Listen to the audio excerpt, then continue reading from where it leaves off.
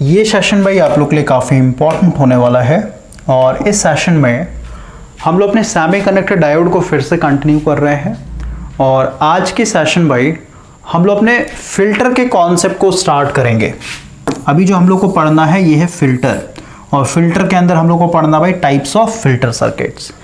तो अभी आप समझिए कि भाई डायरेक्ट अगर आप फिल्टर को पढ़ेंगे तो कभी भी आपको समझ में नहीं आएगा। आपको पहले कहानी समझ में आना चाहिए कि भाई फिल्टर बनाने से पहले जो साइंटिस्ट थे या फिर जो इंजीनियर थे भाई उनके दिमाग में क्या क्या चल रहा था, कैसे वो फिल्टर पे एक तरीके से पहुंच पाए, कैसे उनके दिमाग में आया भाई कि फिल्टर भी एक तरीके से किया जा सकता है। ओके, तो फिल्टर के कॉन्सेप्ट को स्टार्ट करने से पहले हम लोग को यहाँ पे समझना होगा फूरियर सीरीज का कॉन्सेप्ट भाई। और फूरियर सीरीज का जो है मल्टीपल सब्जेक्ट में यूज होता है। जैसे अभी आप इलेक्ट्रॉनिक्स पढ़ रहे हैं तो यहाँ पे भी यूज हो रहा है फिल्टर के कॉन्सेप्ट को समझने के लिए। जब आप मशीन पढ़ेंगे तो वहाँ पे भी आपको एक तरीके से इंडक्शन मोटर का जो क्रॉलिंग वाला कॉन्सेप्ट होता है वहाँ पे एक तरीके से फूरियर सीरीज का कॉन्सेप्ट यूज करना पड़ेगा। फिर पावर इलेक्ट्रॉनिक्स में भी यूज होता है। फिर आप सिग्नल सिस्टम पढ़ेंगे तो सिग्नल सिस्टम में भाई हम लोग को फूरियर सीरीज पढ़ना होता है। ओके, तो बहुत ही इंपॉर्टेंट टॉपिक है ये। और फूरियर सीरीज कंप्लीट करने के बाद आपको फिल्टर सर्किट में कहीं पे भी आपको दिक्कत नहीं होगा भाई। लेकिन अभी कहानी समझने के लिए कि भाई कैसे साइंटिस्ट के दिमाग में आया होगा भाई कि फिल्टर सर्किट भी हम लोग बना सकते हैं या फिर फिल्टर सर्किट हम लोग को बनाना चाहिए। ओके, तो वहां तक पहुंचने से पहले हम लोग को आना है फूरियर सीरीज के कॉन्सेप्ट के ऊपर। तो लास्ट वाले सेशन की अगर बात करें, यहाँ पे एक बैकग्राउंड फ्रेम बना करके दे रहा हूं भाई। लास्ट वाले सेशन की अगर बात करें भाई तो लास्ट वाले सेशन में हम लोग का एप्लीकेशन ऑफ डायोड चल रहा था। और एप्लीकेशन में भाई हम लोगों ने सबसे पहला एप्लीकेशन देखा था डायोड एज अ स्विच, क्योंकि हम लोगों ने कनेक्शन के बारे में पढ़ा था भाई। फॉरवर्ड बाइस होता है, रिवर्स बाइस होता है ना। तो फॉरवर्ड बाइस में क्या था, diode as a short circuit behave कर रहा था, यानी करंट को कंडक्ट करवा रहा था भाई। और वही रिवर्स बाइस की बात करें तो वहां पे करंट को वो ब्लॉक कर रहा था, यानी ओपन सर्किट तरह बिहेव कर रहा था। तो ये सीधे सीधे स्विच की तरह ही तो काम कर रहा है। तो पहला एप्लीकेशन एज अ स्विच था। दूसरा एप्लीकेशन भाई डायोड एज अ रेक्टिफायर, क्योंकि हम लोगों ने इसमें हाफ वेव रेक्टिफायर भी पढ़ा था और फुल वेव रेक्टिफायर भी पढ़ा था। और फिर इसमें हम लोगों ने मिसलेनियस टर्म्स जैसे एफिशिएंसी क्या होगा है ना, ये सब हम लोगों ने देखा था। फिर हम लोगों ने भाई diode as a function generator भी देखा था, यानी डायोड को यूज करके हम लोग डिफरेंट वेवफॉर्म जनरेट कर सकते हैं भाई। और फोर्थ एप्लीकेशन था diode as a small signal model of diode. इसमें हम लोगों ने डायोड का एसी रेजिस्टेंस, डायोड का डीसी रेजिस्टेंस, ये सब का कॉन्सेप्ट सीखा था। और फिर हम लोगों ने जीनर डायोड ये सब भी कंप्लीट कर लिया था भाई, है ना। तो अभी अगर हम लोग इंडेक्स की बात करें तो इंडेक्स में आप देखें क्या क्या हम लोग का कवर हो चुका है। ये पूरा रेक्टिफायर कंप्लीट हो चुका है ना। और इसमें भाई जैसे diode as a function generator नहीं दिया होता फिर भी करवाया गया है अदर बुक से, क्योंकि ये सब इंपॉर्टेंट होता है भाई। Diode as a small signal model नहीं था, ये भी करवाया गया है। ओके, तो अभी जो हम लोग को नेक्स्ट पढ़ना भाई ये है फिल्टर सर्किट्स। और फिल्टर सर्किट्स में हम लोग इसका टाइप से सब भी देखेंगे। थोड़ा सा यहाँ पे अगर आप बुक के साथ सिंक्रोनाइज होते हैं, यहाँ पे देखें ये आपका फिल्टर सर्किट्स और फिर यहाँ पे आपका टाइप्स ऑफ फिल्टर सर्किट्स। तो पहले हम लोग को कहानी समझना पड़ेगा भाई।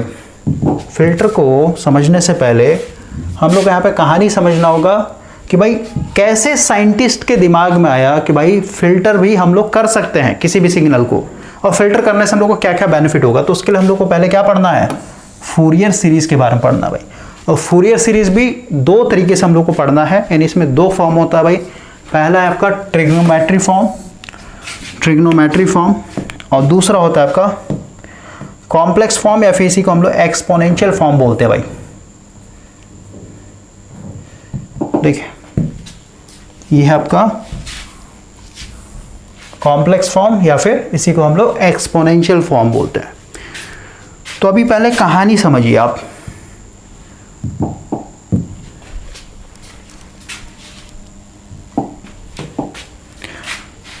सबसे पहले अगर हम लोग पूरे इलेक्ट्रिकल या फिर इलेक्ट्रॉनिक्स इंजीनियरिंग की बात करें भाई तो हम लोग को दो तरीके का वेवफॉर्म पढ़ना होता है। एक होता है सिंपल वेवफॉर्म और दूसरा भाई आपका complex waveform. Simple wave form कहने का मतलब क्या है, जैसे आपका साइन वेव हो गया भाई, या फिर कहिए आपका कोसाइन वेव फॉर्म हो गया, ये सब क्या है, सिंपल वेव फॉर्म है भाई। सिंपल वेव फॉर्म को अगर आप यहाँ पे एनालॉगस के थ्रू समझना चाहते हैं तो भाई यहाँ पे आप केमिस्ट्री में आ जाइए। केमिस्ट्री में भाई हम लोग को सबसे पहले है ना, केमिस्ट्री भी आप पढ़ेंगे तो भाई इसमें हम लोग को पहले इनऑर्गेनिक और ऑर्गेनिक पढ़ना होता है ना। इनऑर्गेनिक में क्या पढ़ते हैं हम लोग, पीरियोडिक टेबल के बारे में पढ़ते हैं। तो पीरियोडिक टेबल जब भी पढ़ेंगे तो भाई हम लोग को सबसे पहले क्या पढ़ना होता है, एलिमेंट्स के बारे में पढ़ना होता है। ओके, और इसी में फिर हम लोग को कंपाउंड के बारे में पढ़ना होता है। तो जो सिंपल वेव फॉर्म है, सिंपल वेव फॉर्म को भाई आप एलिमेंट्स के साथ कोरिलेट कीजिएगा। एलिमेंट्स कहने मतलब क्या, जैसे मान लेते हैं आपके पास कोई एल्युमिनियम का टुकड़ा है भाई, जैसे मान लेते हैं एल्युमिनियम का आपके पास कोई बर्तन है, तो भाई उसको जब आप जूम करके देखेंगे तो उसमें सिर्फ और सिर्फ क्या दिखेगा, एल्युमिनियम का ही एटम देखने को मिलेगा, यानी सिर्फ और सिर्फ एल्युमिनियम का एटम मिलेगा भाई। हो सकता है बिलियंस ट्रिलियंस है ना, जितने भी हो सब एल्युमिनियम के ही एटम मिलेंगे, उसको हम लोग क्या बोलेंगे, एलिमेंट्स बोलते हैं। या फिर मान लेते हैं कोई कॉपर का बर्तन है या फिर कोई कॉपर का टुकड़ा है, इसमें भी क्या देखने को मिलेगा, सिर्फ और सिर्फ कॉपर का एटम देखने को मिलेगा। सही बात है। तो सिंपल वेव फॉर्म कहने का मतलब क्या है कि भाई वैसा वेव फॉर्म जिसको अगर आप तोड़ करके देखना चाहते हैं, फिर जूम करके देखना चाहते हैं, तो उसमें भाई सिर्फ और सिर्फ एक ही चीज देखने को मिलेगा। साइन वेव क्या है, इसको आप फर्दर ब्रेक नहीं कर सकते भाई, ये अपने आप में क्या है, ये एक सिग्नल है भाई, इसलिए इसको हम लोग क्या बोल रहे हैं, सिंपल वेव फॉर्म है। और वही अगर हम लोग कंपाउंड की बात करें, कंपाउंड को आप इस कॉम्प्लेक्स वेव फॉर्म के साथ कोरिलेट कीजिए, जैसे स्क्वायर वेव फॉर्म हो गया। तो स्क्वायर वेव फॉर्म को जब तोड़ के देखेंगे भाई, तो ये फर्दर जो है डिफरेंट वेव फॉर्म से मिल करके बनता है स्क्वायर वेव फॉर्म। समझ में आया। तो कंपाउंड का मतलब क्या है, जैसे मान लेते हैं H2O, या फिर मान लेते हैं नमक की बात है NaCl। तो भाई इसमें आप देखिए कि भाई इसमें सोडियम भी है और क्लोरीन का भी एटम, यानी एक से अधिक एटम है ना भाई, और इनका रेशियो भी फिक्स होता है। तो कंपाउंड या फिर आप मिक्सचर कह सकते हैं, मिक्सचर में बस यही होता है भाई कि जो रेशियो होता है फिक्स नहीं होता है। तो कॉम्प्लेक्स वेव फॉर्म को आप यहाँ पे केमिस्ट्री के अंदर जो कंपाउंड्स होते हैं उसके साथ आप कोरिलेट कर सकते हैं। यानी ये जो स्क्वायर वेव फॉर्म भाई, इसको तोड़ करके आप देखेंगे तो इसमें आपका एक फंडामेंटल है ना, एक फंडामेंटल सिग्नल होगा, फिर आपका इसमें यानी ऑड हार्मोनिक से मिलकर बना होता है, यानी इसमें फिर सेकंड ये थर्ड हार्मोनिक होगा, फिफ्थ हार्मोनिक होगा, सेवंथ हार्मोनिक होगा। ओके, तो ये स्क्वायर वेव फॉर्म क्या है अपने आप में, कॉम्प्लेक्स वेव फॉर्म भाई, क्योंकि ये फर्दर जो है डिफरेंट वेव फॉर्म के जुड़ने के कारण बना हुआ है। जैसे यहाँ पे देखिए, ये है ना स्क्वायर वेव फॉर्म है भाई, यहाँ पे दिखाया गया भाई कैसे बनता है। तो जब हम लोगों ने स्क्वायर वेव फॉर्म को तोड़ के देखा तो इसमें भाई आपका एक फंडामेंटल है ना, ये फंडामेंटल हो गया। फंडामेंटल कहना मतलब क्या, जो इसका फ्रीक्वेंसी होगा भाई उतना ही इसका भी फ्रीक्वेंसी होगा। जैसे यहाँ पे अगर दिखाऊं तो भाई ये कुछ इस तरीके का हो, यहाँ से लेके यहाँ तक ये फिर रिपीट कर रहा है ना, एक कंप्लीट साइकिल है। तो इस तरीके से जहाँ पे ये बंद हो रहा है वहीं पे ये फंडामेंटल हो गया। फिर आपका इसमें थर्ड हार्मोनिक है। थर्ड हार्मोनिक कहने मतलब क्या, यहाँ से लेके यहाँ तक है ना, ये देखिए ना, यहाँ से लेके यहाँ तक भाई ये एक साइकिल बनाया इसने। तो भाई जो थर्ड है कितना बना लेगा, 3 साइकिल बना, यहाँ से लेके एक साइकिल हुआ, फिर यहाँ से लेके यहाँ तक 2 साइकिल हुआ, फिर यहाँ से लेके यहाँ तक 3 साइकिल हुआ, तो थर्ड हार्मोनिक हो गया। उसी तरीके से फिफ्थ हार्मोनिक मतलब क्या है भाई, ये 5 साइकिल बना लेगा। सेवंथ मतलब क्या, सेवंथ हार्मोनिक मतलब क्या, 7 साइकिल बना लेगा भाई। ओके, तो आप समझिए कि भाई ये जो स्क्वायर वेव फॉर्म है ये एक तरीके से डिफरेंट वेव फॉर्म से मिलकर के बना हुआ है। ये स्टेटमेंट किसने दिया था, फूरियर सीरीज के थ्रू हम लोग को पता चला। यानी फूरियर एक साइंटिस्ट है भाई, उन्होंने एक तरीके से हम लोग को बताया था कि जितने भी कॉम्प्लेक्स वेव फॉर्म हैं वो एक तरीके से फर्दर डिफरेंट वेव फॉर्म के जुड़ने के कारण बनता है। जैसे यहाँ पे देखिए, यहाँ पे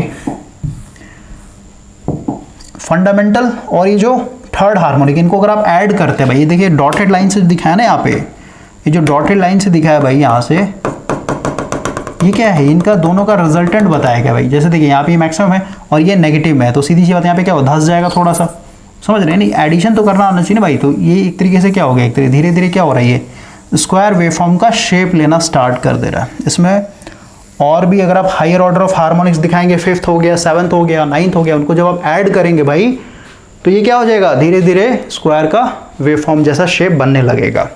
तो ये स्टेटमेंट किसने बताया था, ये फूरियर ने बताया था भाई, कि कॉम्प्लेक्स वेव फॉर्म जो है वो फर्दर जो है डिफरेंट वेव फॉर्म से मिलकर के बने हुए होते हैं। क्लियर हुआ। अब आप समझिए कि भाई फिल्टर पे आने से पहले हम लोग को फूरियर सीरीज क्यों पढ़ना है, क्योंकि भाई जैसे फूरियर ने बता दिया कि इसके अंदर भाई डिफरेंट वेवफॉर्म क्या है, छुपे हुए हैं, या फिर डिफरेंट वेवफॉर्म से मिल करके ये बना हुआ है, सही बात है। तो भाई अगर आपको मान लेते हैं आपको एक साइनोसोडियल फंक्शन चाहिए, इसका जो भी भाई पीरियड यानी जो भी फ्रीक्वेंसी होगा, फ्रीक्वेंसी मतलब number of cycle complete in 1 second, ठीक है ना भाई। ओके, तो इसका जो भी फ्रीक्वेंसी होगा उससे 3 गुना हाई वाला फ्रीक्वेंसी चाहिए। फिर मान लेते हैं भाई आपको साइनोसोडियल वेवफॉर्म चाहिए। जैसे अगर हम लोग अपने घरों की बात करें, घर में हम लोग इन्वर्टर यूज कर रहे हैं, इन्वर्टर पर आप देखिए साइन वेव इन्वर्टर लिखा रहता है ना। तो भाई मान लेते हैं आपके पास एक स्क्वायर वेवफॉर्म है, लेकिन भाई इससे आपको क्या करना है, एक तरीके से साइन वेवफॉर्म बनाना है ना, साइनोसोडियल फंक्शन चाहिए आपको। तो आप क्या कर सकते हैं, क्योंकि फूरियर का आपके दिमाग में पहले से कॉन्सेप्ट है भाई कि इसके अंदर साइनोसोडियल फंक्शन छुपे हुए होते हैं। तो भाई आप फिल्टर डिजाइन करके क्या कर सकते हैं, मान लेते हैं इस तरीके से आप फिल्टर डिजाइन कर रहे हैं कि आपको यहाँ पे जो फंडामेंटल वाला जो साइनोसोडियल फंक्शन है ये एक तरीके से आपने क्या कर लिया, फिल्टर आउट कर लिया भाई। यानी स्क्वायर वेवफॉर्म था, फिल्टर यूज करके हम लोगों ने क्या कर लिया, एक साइनोसोडियल फंक्शन एक तरीके से गेन कर लिया, फिर कहिए हम लोगों ने अचीव कर लिया। या फिर मान लेते आपको भाई इस फंडामेंटल से भी 3 गुना अधिक वाला फ्रीक्वेंसी चाहिए, यानी थर्ड हार्मोनिक चाहिए। तो भाई उस तरीके से हम लोग फिल्टर डिजाइन करेंगे और फिर क्या कर लेंगे, थर्ड हार्मोनिक वाले इस साइनोसोडियल फंक्शन को अचीव कर लेंगे। क्लियर हुआ। तो फिल्टर का भाई कॉन्सेप्ट कहाँ से है आपको समझ में आ रहा हो, क्योंकि भाई पहले से मेरे को पता रहेगा कि भाई इसके अंदर और भी कुछ छुपा हो तभी तो इसको फिल्टर करेंगे भाई। या फिर इसको और एक एनालॉगस देके समझा रहा हूँ। जैसे मान लेते हैं फिर से हम लोग केमिस्ट्री में आते हैं भाई। केमिस्ट्री में आप पढ़ेंगे सॉल्यूशन, और सॉल्यूशन पढ़ेंगे तो भाई इसमें 2 तरह सॉल्यूशन पढ़ना होता है। एक होता है आपका होमोजीनियस, है ना, होमोजीनियस सॉल्यूशन, और दूसरा होता है भाई हेट्रोजीनियस सॉल्यूशन। तो होमोजीनियस कहने मतलब क्या, जैसे एग्जांपल मान लेते हैं, पानी में आप नमक मिला रहे हैं, ठीक है, यानी वाटर प्लस NaCl। तो भाई पानी है आपके पास, इसमें आपने मान लेते 1 चम्मच नमक मिला दिया, तो क्या आप नेकेड आई से नमक के पार्टिकल्स को देख सकते हैं? इसमें क्या हो जाएगा, NaCl ऐसे टूट जाएगा भाई, Na+ और Cl- ऐसे टूट जाएगा, है ना। तो आप क्या इनके एटम्स को देख सकते हैं भाई? नहीं। आपको तो लगेगा भाई ये सादा पानी एक तरीके से, जब तक आप इसको टेस्ट ना करें, है ना। जब तक आप टेस्ट नहीं करेंगे भाई तब तक तो लगेगा भाई ये पूरा पानी है, क्योंकि आप Na और Cl के एटम्स को आप नहीं देख सकते हैं कभी भी, इन आयन्स को आप देख ही नहीं पाएंगे। तो होमोजीनियस का मतलब क्या होता है भाई कि जो भी आप मिक्सिंग कर रहे हैं, जैसे मान लेते हैं पानी प्लस चीनी हो गया, है ना, तो उसमें भी क्या पूरा चीनी एक तरीके से मिक्स हो जाता है। तो जो मिक्स है, जो मिक्स हुआ भाई, इसको आप नेकेड आई से कभी देख नहीं सकते हैं ना, तो उसको बोलते हैं होमोजीनियस मिक्सचर। और एक होता है हेट्रोजीनियस। हेट्रोजीनियस का मतलब पानी है और इसमें मान लेते आपने रेत मिला दिया भाई, यानी बालू मिला दिया एक तरीके से। तो बालू कभी भी मिक्स थोड़ी ना होता है, आप बालू के पार्टिकल्स को क्या कर सकते हैं, एक तरीके से नेकेड आई से देख सकते हैं। तो क्योंकि आप यहाँ पे नेकेड आई से देख रहे हैं भाई, तब आप क्या कर सकते हैं, इस बालू को क्या कर सकते हैं, जैसे चाय छानते हैं ना हम लोग, तो भाई उस तरीके से क्या कर सकते हैं, छन्नी यूज करके आप क्या कर सकते हैं, यहाँ पे जो बालू के पार्टिकल्स है उसको एक तरीके से फिल्टर आउट कर सकते हैं।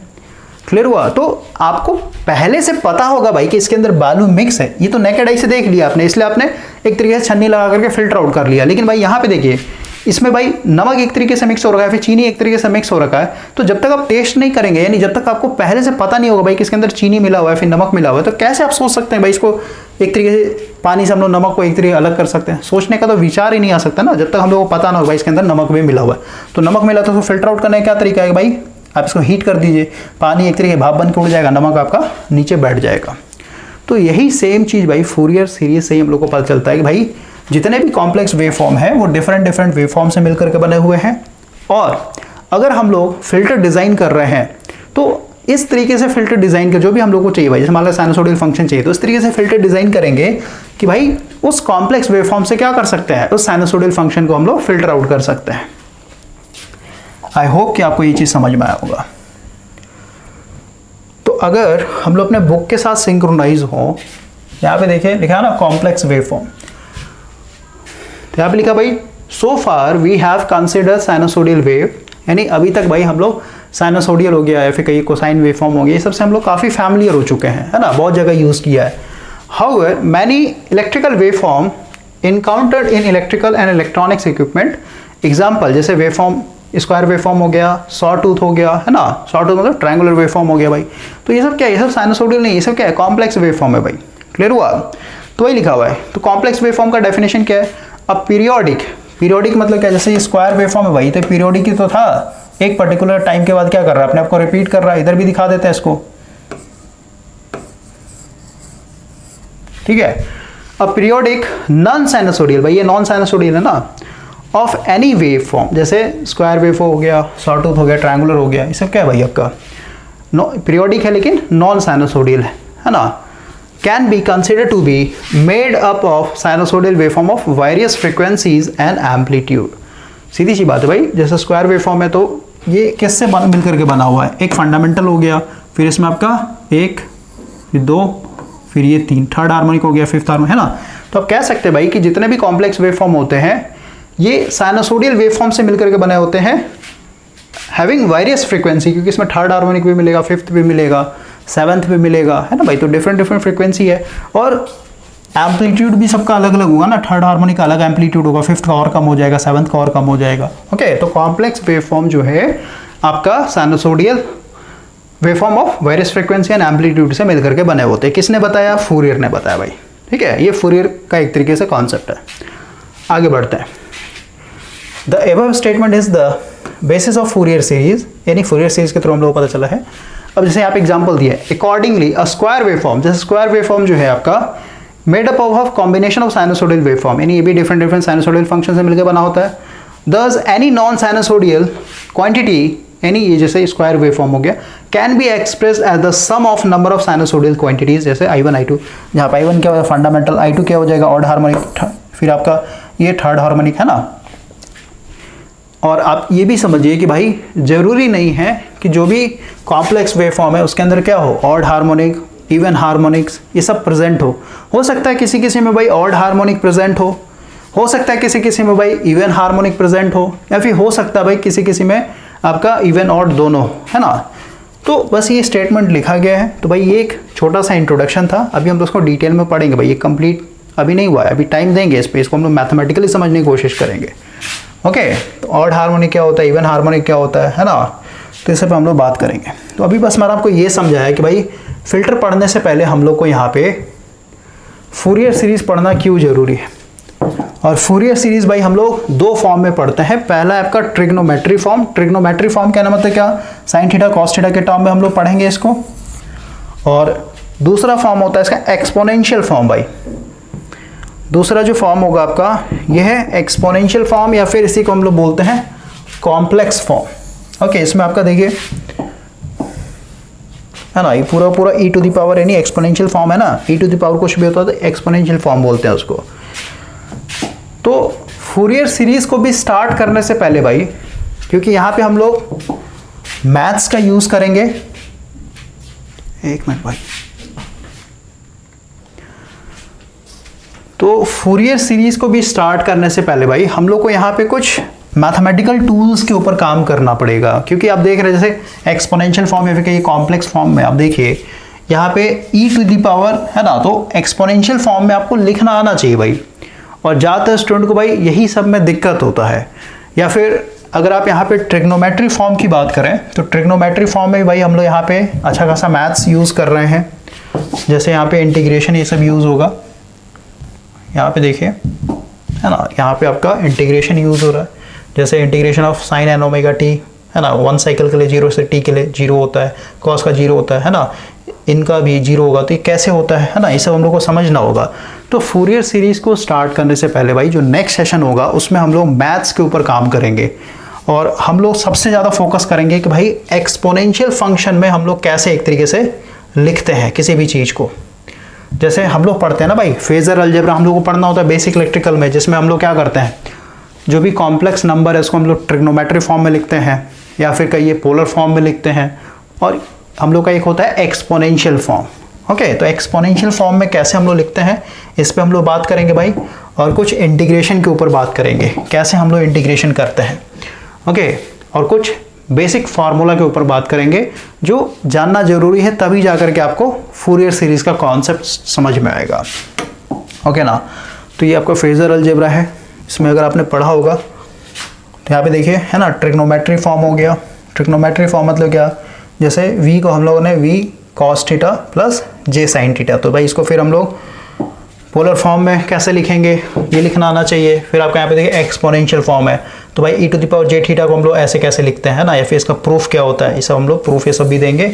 तो नेक्स्ट सेशन भाई पूरा का पूरा मैथमेटिक्स होगा और बहुत कुछ आपको नया चीज़ सीखने को मिलेगा भाई, और उनके बिना आप कभी भी फूरियर सीरीज को समझ नहीं पाइएगा। तो पूरा का पूरा बेसिक, मतलब आप समझिए बेसिक टूल है आपका। उसके बाद फिर हम लोग फूरियर सीरीज का जो पहला फॉर्म है ट्रिग्नोमेट्री फॉर्म, उसको हम लोग स्टार्ट कर देंगे।